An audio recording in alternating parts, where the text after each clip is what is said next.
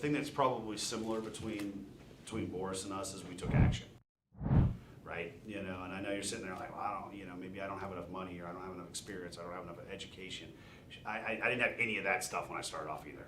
So, you know, just know that everybody that you look up to or you think is successful, they all started with zero, right? You know, and so it's important to get yourself educated and take that action. If you got anything out of tonight, that's what I wanted to drive home tonight.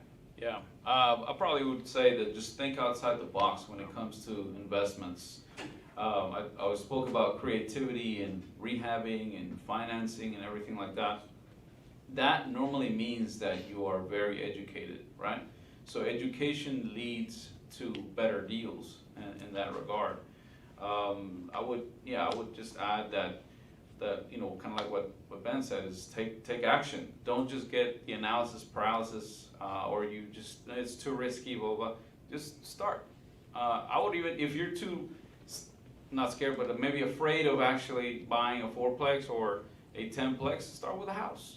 A house will actually teach you a lot about construction and management and everything like that. Yeah, you won't have the appreciation and everything like that we've been saying, but at least you took action and you started off with one.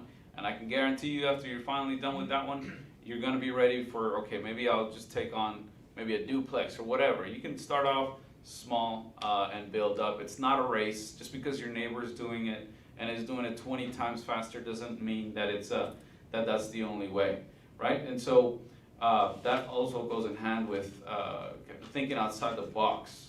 Just because somebody is saying to you, oh yeah, come and invest all your money in multifamily, doesn't mean you have to go multifamily. There's many different ways you can do. You can invest in commercial real estate.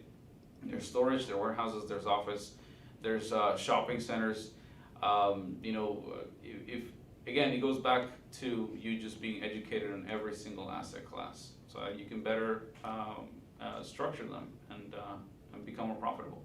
Yeah, ultimately your real estate investing journey, it's a foggy road. You can only see maybe 100 yards in front of you, but once you get that 100 yards, you can see 100 more yards. You can see 100 more. That first deal is always the hardest, whether it's single family or multifamily.